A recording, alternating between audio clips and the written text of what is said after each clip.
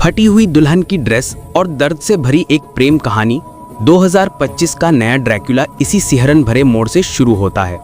राजकुमार और राजकुमारी एक दूसरे से बेपनाह इश्क करते थे।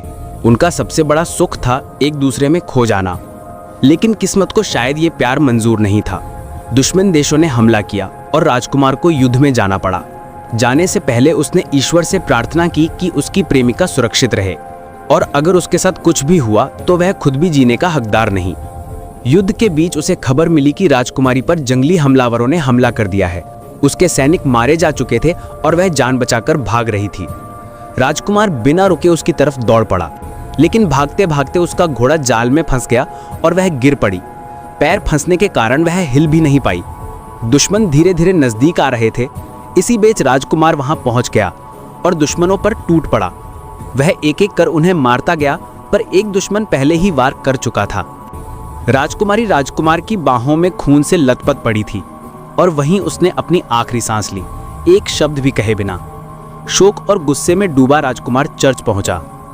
उसने भगवान से कहा, मैंने आपके नाम पर लाखों मारे, लेकिन आप मेरी एक पत्नी को नहीं बचा सके। वह प्रार्थना करता है कि उसे वापस जिंदा कर दिया जाए, मगर पादरी उसे मना कर देता है। क्रोध में राजकुमार टूटा हुआ क्रॉस पादरी के सीने में घोंप देता है और कहता है, मेरी पत्नी को लौटा दो, वरना मेरी आत्मा कभी तुम्हारी नहीं होगी। 400 साल बाद एक पादरी को अस्पताल बुलाया जाता है। वहां एक मरीज है जिसे न विज्ञान समझ पा रहा न डॉक्टर। कमरा अंधेरा है और एक औरत भानी बेड़ियों में बंधी हुई बैठी है। वह रानी की होने वाली बहू थी, लेकिन शादी के दिन उसने चर्च का विरोध किया और लोगों को घायल कर दिया। सबसे हैरान करने वाली बात, उसके पहचान पत्र में जन्म साल 1769 लिखा है, यानी वह आज की तारीख में भी 100 साल से ऊपर की है। पादरी समझ जाता है कि वह कोई दानव नहीं बल्कि कुछ और ही है। सच्चाई की जांच के लिए वह खिड़की खोल देता है। सूरज की किरणें जैसे ही उस औरत की त्वचा पर पड़ती हैं, उसकी चमड़ी तुरंत जलने लगती है। अब साफ हो चुका है, वह इंसान नहीं, एक अमर पिशाच है। पादरी ने कहा कि अगर वो औरत सच्चाई बता दे तो उसे उसकी हर मनचाही चीज मिल जाएगी। ये कहकर उसने डॉक्टर के हाथ से एक बूंद खून निचोड़ ली। मीठा स्वाद चखते ही औरत ने आखिरकार सच बोलना शुरू किया। उसका मालिक कभी एक राजकुमार था जो अपने प्रिय राजकुमारी को खोजने यहाँ आया था, लेकिन किसी को नहीं पता था कि राजकुमारी दिखती कैसी है। पादरी का मानना था कि अगर राजकुमारी मिल जाए तो उसी के जरिए वैम्पायर के आदि पुरुष तक भी पहुंचा जा सकता है। उधर वकील क्यांग राजकुमार के महल में पहुंच गया। राजकुमार की डरावनी एंट्री ने उसे चौंका दिया। बातचीत से पता चला कि वो कोई और नहीं बल्कि मशहूर ड्रैकुला काउंट है। क्यांग को अंदाजा भी नहीं था कि वो खुद ही शेर के मुंह में चला आया है। वो ड्रैकुला की एक जमीन के बारे में सरकारी खरीदारी पूछने आया था। दस्तावेज निकालते समय उसके बैग से एक क्रॉस नीचे गिर गया। सतर्क ड्रैकुला ने पूछा कि क्या वो धर्म में विश्वास रखता है। क्यांग ने कहा कि वो नास्तिक है और ये क्रॉस उसे घोड़े वाले ने दे दिया था। ड्रैकुला ने ज्यादा ध्यान नहीं दिया और हाथ घुमाते ही क्रॉस को जला दिया। खाना खत्म होने के बाद ड्रैकुला ने उसके लिए कमरा तय किया और खास तौर पर चेतावनी दी, रात में अकेले कहीं मत घूमना। इधर पादरी को वैम्पायर की मंगेतर मिल गई। ये पता चलने पर कि वो सुरक्षित है, राजकुमार ने भी राहत की सांस ली। औरत के बारे में और जानकारी जुटाने के लिए पादरी ने उसका कमरा खंगाला। तभी उसे राजकुमारी की तस्वीर मिल गई। अब वो ड्रैकुला के और भी करीब पहुंच चुका था, लेकिन क्यांग की जिज्ञासा भारी पड़ी। आधी रात को वो चोरी छुपे महल की तिजोरी नुमा तहखाने पहुंचा। सामने रखे ताबूत को देखकर वो समझा कि जरूर अंदर कोई खजाना होगा। जैसे ही उसने खोला, ड्रैकुला उसी में सो रहा था। अगले ही पल भूतिया हाथों ने उसे दबोच लिया। इन प्राणियों को देखकर क्यांग को समझ आया कि ड्रैकुला इंसान नहीं है। मौत सामने देखकर उसने आखिरी सवाल पूछा, तुम आखिर हो कौन? ड्रैकुला ने धीमे धीमे अपना अतीत बताया। वो पहले भगवान का सच्चा भक्त था, लेकिन भगवान की बेवफाई से टूटकर उसने विद्रोह किया। श्राप ने उसे अमरता दे दी। उसका विश्वास था कि पवित्र आत्माएं पुनर्जन्म लेती हैं, इसलिए वो अपनी पत्नी के पुनर्जन्म का इंतजार करता रहा पूरे 400 साल। क्यांग ने पूछा कि जब राजकुमारी कब और कहां जन्म लेगी ये कोई नहीं जानता, तो वो उसे ढूंढेगा कैसे? ड्रैकुला ने टूटे मन से बताया, यूरोप में ब्लैक डेथ फैली, लाखों औरतें मारी गईं, बाकी औरतें शरण लेने लगी। अकेलापन उसे खा गया। वह अपनी पत्नी की कब्र पर हमेशा के लिए सोना चाहता था, लेकिन टूटे सपनों से हर बार जाग उठता।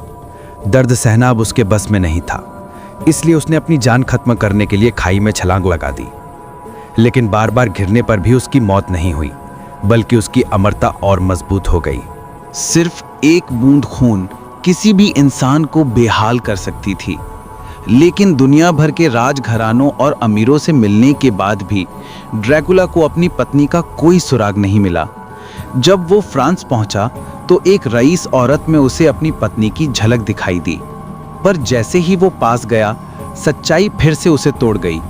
गुस्से और टूटन में उसने उस औरत को काट लिया और धीरे धीरे कई और औरतों को अपना गुलाम बना लिया ताकि वे दुनिया भर में उसकी पत्नी को खोजें।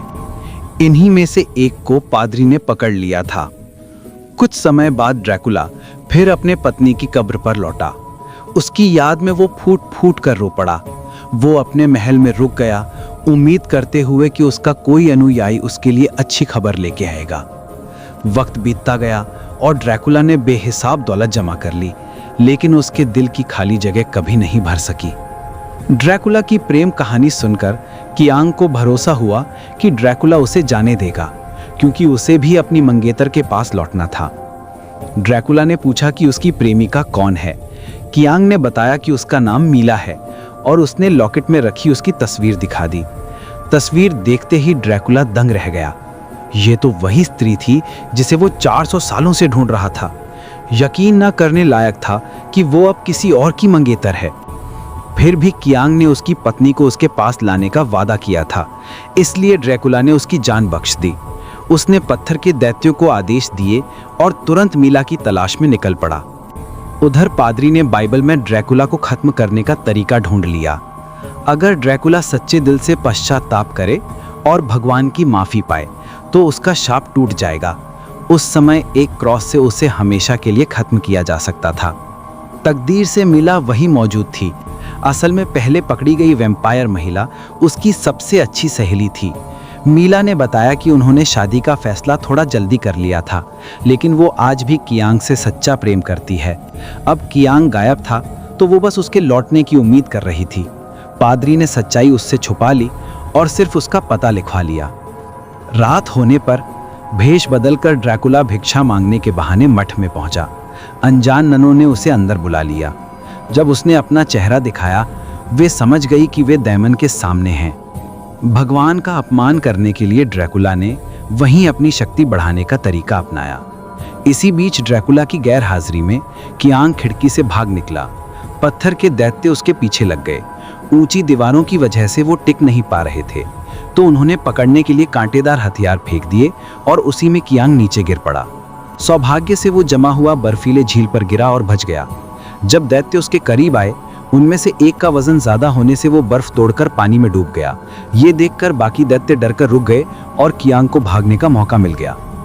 इसी दौरान ड्रैकुला उस छोटे शहर में पहुंच चुका था। वो सबसे पहले अस्पताल गया। 2 लोगों के प्रेम भरे पल देखकर ड्रैकुला ने कहा कि मीरा बिल्कुल उसकी पत्नी जैसी दिखती है, लेकिन मीरा ने साफ बताया कि वो पहले से ही किसी और से सगाई कर चुकी है और उसका दिल किसी और के लिए धड़कता है। ड्रैकुला ने कोई जल्दबाजी नहीं की। वो हमेशा सम्मानजनक दूरी बनाए रखता रहा और सही वक्त का इंतजार करता। उसे विश्वास था कि जल्द ही मीरा समझ जाएगी कि वो कौन है। लेकिन घर लौटकर मीरा ने घायल चैंगा को देखा। पादरी ने उसे बताया कि इन सब घटनाओं के पीछे असली खलनायक ड्रैकुला ही है। ये सुनकर मीरा हैरान रह गई, लेकिन उसका मन मानने को तैयार नहीं था। आखिर इतने आकर्षक और रहस्यमयी ड्रैकुला कैसे एक डरावना वैम्पायर हो सकता है। पादरी ने जांच की कि मीरा को कहीं काटा तो नहीं गया है और उसे आराम करने भेज दिया। कमरे में पहुंचकर मीरा ने म्यूजिक बॉक्स देखा और अनजाने में वही पुराने हाव भाव दोहराने लगी। उसकी आंखों के सामने पिछले जन्म के प्रेम के दृश्य उभर आए। तभी अचानक ड्रैकुला सामने आ गया। मीरा घबरा भी गई और खुश भी हुई। वो उसे तुरंत जाने को कहती है, लेकिन जब लगता है कि ड्रैकुला कूदने वाला है तो मीरा उसे रोक लेती है। उसके दिल में छुपा प्रेम अब भी जिंदा था। ड्रैकुला के सच्चे प्यार ने आखिरकार मीरा के भीतर सोई हुई स्मृतियों और रक्त की पुकार को जगा दिया। मीरा को एहसास होता है कि वो ड्रैकुला की पिछले जन्म की पत्नी ही है। दोनों के प्रेम ने उन्हें फिर से एक कर दिया और ड्रैकुला ने उसे अपने जैसे अमर वैम्पायर में बदल दिया। इसी दौरान कमरे में फैली खून की गंध से पादरी को समझ आ गया कि ड्रैकुला इसी घर में है। ऊपर पहुंचने पर मीरा गायब थी। उसे ढूंढने का एक ही तरीका था, ड्रैकुला के किले जाना। सौभाग्य से चैंगा को रास्ता पता था, लेकिन बिना किसी तैयारी के वे ड्रैकुला से लड़ नहीं सकते थे। पादरी ने राजा से मदद लेने का सोचा, पर उन्हें पता नहीं था कि किले की नौकरानी पहले ही वहां पहुंच चुकी है। राजा और नौकरानी कभी प्रेमी थे, इसलिए राजा को उस पर कोई शक नहीं हुआ। नौकरानी उसका खून पीकर मारने वाली थी, तभी पादरी और बाकी लोग पहुंच गए। नौकरानी ने हमला करने की कोशिश की, लेकिन उसे बारूद वाली बंदूक से गिरा दिया गया। वो अमर थी, इसलिए कुछ देर बाद फिर खड़ी हो गई और गुस्से में पादरी का गला दबाने लगी। तभी चैंगा ने पास की तलवार उठाकर उसका सिर धड़ से अलग कर दिया। पादरी ने तुरंत क्रूस का इस्तेमाल कर उसके दिल को भेद दिया। इस भयानक घटना के बाद राजा ने पादरी की बात मान ली और अपनी सेना को किले पर भेज दिया। किले में मीरा अभी भी अपने अमर प्रेम में खोई हुई थी, लेकिन ड्रैकुला के लौटते ही राजा की सेना दरवाजे पर पहुंची। तोप चलने की आवाज से दोनों को अलग होना पड़ा। सैनिक अंदर घुस आए और किले के राक्षसों से लड़ाई शुरू हो गई। कुछ देर में सैनिकों को ड्रैकुला का ताबूत मिला, लेकिन उसमें कोई नहीं था। तभी ड्रैकुला पीछे से हमला कर देता है। इंसानी सैनिक उसका मुकाबला नहीं कर सकते थे। वो जल्दी ही सबका खून चूस कर उन्हें मार देता है। पादरी भी उसके सामने बेबस था और मौत स्वीकार करने को तैयार था, लेकिन मरने से पहले उसने ड्रैकुला को ईश्वर का संदेश दिया कि वो अब भी खुद को बचा सकता है, यही उसका आखिरी अवसर है। ईश्वर ने उसे मरने का अधिकार दे दिया था। तोप का गोला सीधा मीरा के कमरे पर जा गिरा। पत्नी की सुरक्षा को लेकर चिंतित ड्रैकुला तुरंत ऊपर की ओर भागा। इसी बीच पादरी ने मौका देखकर डिब्बे से अपना पवित्र औजार निकाल लिया। सैनिकों के कमरे में घुसने से पहले ही ड्रैकुला ने उन्हें खत्म कर दिया। मीरा के पास पहुंचकर ड्रैकुला ने गहरे प्यार से अपना दिल खोल कर रख दिया।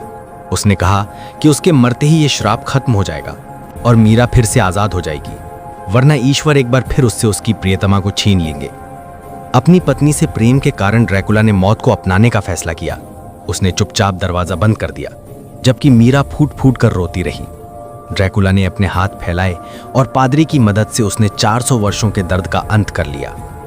ड्रैकुला को मरते देखते हुए मीरा की आंखें आंसुओं से भर गईं, लेकिन उसके आंसुओं के बदले उसे सिर्फ एक राख की मुट्ठी मिली। अपनी पत्नी के प्रति अनंत प्रेम और तड़प के साथ ड्रैकुला की राख किले के ऊपर हवा में बिखर गई। तो दोस्तों, आज की वीडियो यहीं खत्म होती है। अगर वीडियो अच्छी लगी हो तो सब्सक्राइब जरूर कर देना, और कोई सवाल या सुझाव हो तो कमेंट में बताना मत भूलना। मिलते हैं अगली रोमांचक वीडियो में।